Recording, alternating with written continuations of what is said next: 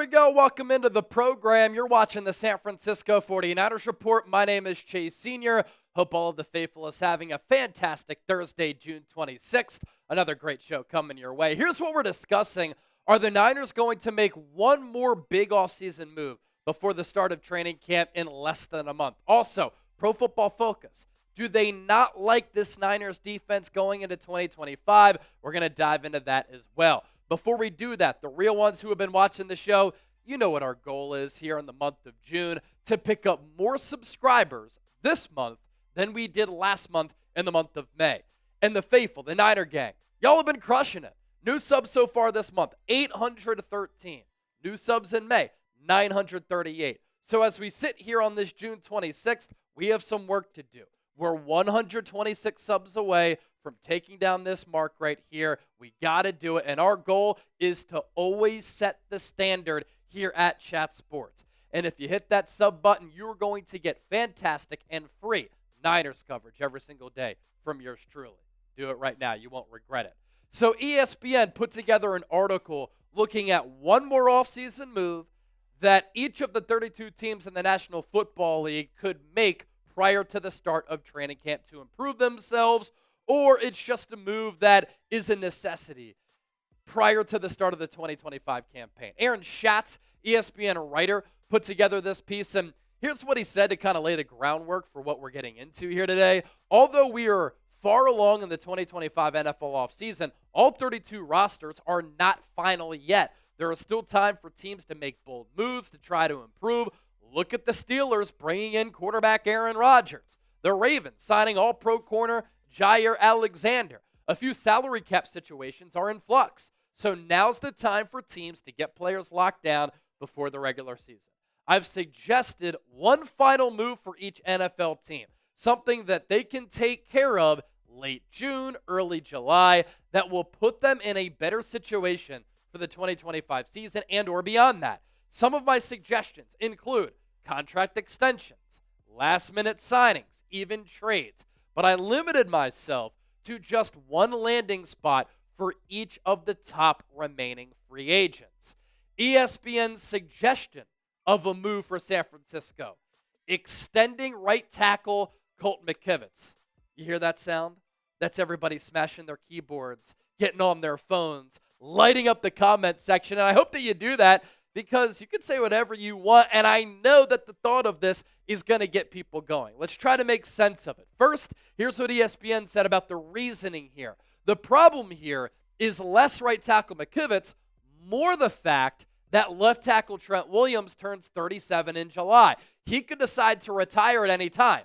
McKivitz's contract ends after the 2025 season, and the 49ers don't want to be stuck having to replace both tackles at the same time. I think that's an important note. So the wise thing to do is to give McKivitz a small extension, maybe a couple of more seasons. He's not a great tackle. He ranked 52nd out of 66 qualifying tackles with an 85.9% pass block win rate in 2024, but he has improved in recent years. An extension would give the Niners some offensive line stability. So look, with Trent Williams and the uncertainty around his career, you don't want to go into an offseason like, let's say, after the 2025 campaign and replace a left tackle and a right tackle. We've been talking about offensive line issues with this football team for a long time. That would be an unmitigated disaster. And I know that with this topic, with this idea, a lot of you are thinking, Chase, why the hell would the 49ers extend Colton McKivitz? They can easily upgrade there. Offensive tackles are rare. They're hard to find, especially good ones. And look, don't shoot the messenger. I wish this wasn't the Niners' reality. I wish this wasn't the Niners' offensive line philosophy. I wish the Niners prioritized and put more of an emphasis on adding more talent in the trenches instead of just relying on Kyle Shanahan's scheme, basically beating around the bush. I want the Niners to vie to be great up front, to be bullies up front. If you pair this personnel with Kyle Shanahan's play calling, his scheme, and you have a stout offensive line, you can dominate teams. And it helps make up for a lot of your weaknesses. you can beat them up. You're already playing a physical brand of football. If you're better with the offensive line, you can become an unstoppable force. Unfortunately, the Niners don't look at it that way under John Lynch, a former safety, and Kyle Shanahan, a former wide receiver. Instead of just being great, they focus on being good enough, and we can have some cost-controlled assets up there. They want to focus on being okay and being affordable along the offensive line instead of being dominant. And that is not changing, I don't think, with this regime. The Niners have showed us with their actions that they are content with just being a passable offensive line, with being an okay offensive line, good to solid, somewhere in that realm. And the Niners look at Colton McKivitz as a solid player who has gotten better. He's cheap at a position where the going rate and the salaries have absolutely exploded in recent years. And this uncertainty around Trent Williams, it's real. He's going to be 37 in July. And he's kind of gone about his future in a last-minute type of basis, waiting to see how he feels after a season in the offseason to figure out if he wants to give it another go. He said, ideally, I'd like to play until I'm 40, but we'll see. What I like about Trent Williams' approach, he was open about this a couple of weeks ago during mandatory minicamp. He did say, look, if I come to a decision where I'm going to retire, I'm going to give the Niners a heads up prior to the draft, prior to the free agency, so that they know and they can work on putting together a plan in order to replace me. As far as McKivitz getting better, he has definitely improved. The Niners drafted him with the hopes of him probably becoming a guard. He has shorter arms, hasn't been a stellar offensive tackle, and while he has improved, give credit where credit is due, he's not an upper echelon offensive tackle. Now, last year, overall Pro Football Focus grade, 72.2. That was 37th among 141 offensive tackles. That is starting caliber. His pass blocking grade, 72.8, also in the green. That was 43rd. His run blocking grade, 68.6. That was 46th. So those are starting caliber grades for Colton McKivitz. Are they top tier? No. But a part of this is the Niners, with their cap spending strategy, not having to pay Colton McKivitz all that much money with this contract extension. They do have the second most cap space in the NFL, but McKivitz is not a player who the Niners are going to overpay. Here are kind of the issues that I have with McKivitz. It's when he goes up against elite talent, you clearly see it's not a level field. He really struggles against the upper tier edge rushers in the game. He's given up a lot of sacks, 2 last year. That was 61st. He's given up a lot of pressures. 36 surrendered in 2024. That was 124th among 141 offensive linemen because he gets beat a lot. Just not a great athlete out there. In 2023, he was even worse. So you see the improvements from 2023 to 2024, but I don't think he's on this trajectory in which he's going to continue to improve a lot. In 2023, overall grade of 65.1, that was 55th. Pass blocking, 56.4, that was 91st. Was a solid run blocker, 68.1, that was 39th. But among 137 tackles, he ranked 129th in pressures given up, and he gave up 9 sacks. That was 131st. So he did cut down on the sacks from 9 to 2, but the pressure numbers continue to be a problem. And let's just say Jimmy Garoppolo was back there. An immobile quarterback. Those numbers would be even worse.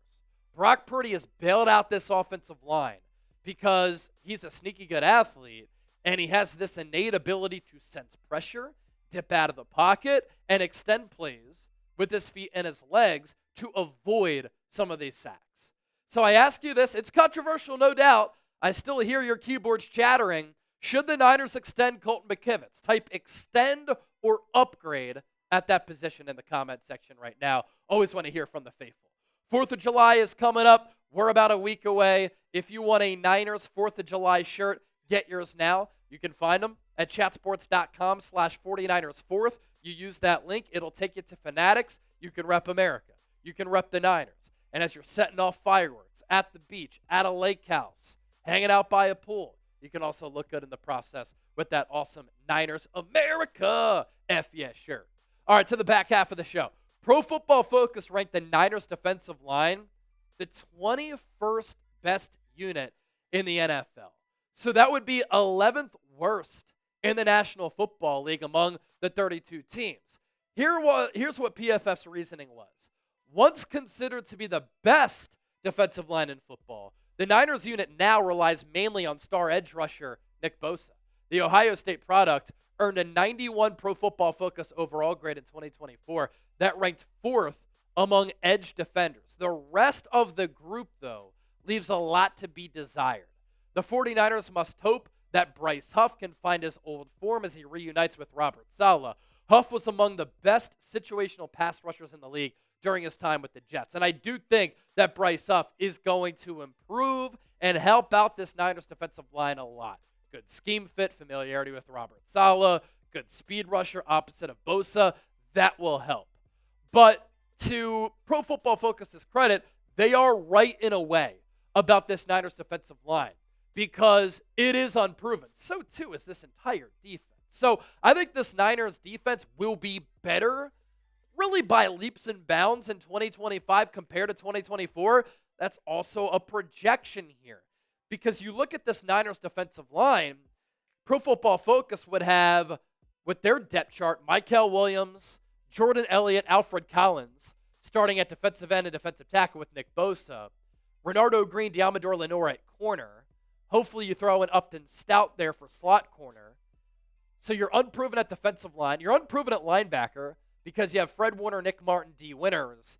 And then because of that Malik Mustafa injury, you'd have Jason Pinnock and Jair Brown. So Robert Saleh, you would really have to lean on him, maximizing this unit a lot. I put out a tweet yesterday explaining why Nick Wright was wrong about the Niners. He doesn't think that San Francisco is going to be a good team. And I fought back against that. I also put up a video right here on the Niners Report. Check that video out. And Al Sacco, who talks Niners all the time, does a good job in doing so, responded to me by saying this. Look, I'm a big Robert Saleh fan, but he needs players. In 7 full seasons as a DC and head coach, he's had 1 winning season. Twice, he's been top 10 in points allowed.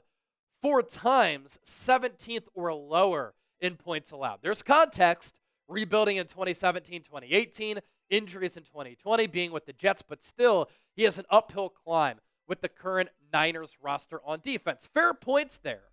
And I responded and I said, look, I hear you, good points. While the Niners are younger defensively, I think that they can be better, more athletic, faster, more physical. I also think that better coaching, Saleh over Sorensen, can help to maximize the talent on defense and upgrade this defense year over year. Also, Saleh's defenses, I don't think, were the issue when he was the head coach with the Jets. They just could never find a quarterback. They didn't play complementary football. The offense never helped out the defense. Because look at these numbers here. The Jets' defense under Saleh during his tenure, number 1 in points per drive, 1st in EPA per play, 3rd in success rate. So, look, I think this Niners defense and that defensive line will be much better than 21st, but they are just unproven. And these rookies, these unproven players have to prove that they are in fact legit. PFF did rank the Niners linebacking core 7th best in the NFL. It's not a Niners linebacking core that features Fred Warner, Dre Greenlaw, and Azeez Al-Shire. Okay? But I do think that D. Winters and Nick Martin can be very good players under Robert Saleh for this 49ers defense. Here's what PFF said about that second tier of the defense. Just having Fred Warner as the centerpiece of a linebacker unit merits high spot in these rankings. His 89.2 PFF overall grade in 2024 ranked 2nd in the NFL behind Philadelphia's Zach Bond. Warner's 92.3 PFF overall grade over the past 5 years leads the NFL, and he is quickly building a Hall of Fame case as each season passes by. The Niners need to figure out what they have at the position beyond Warner.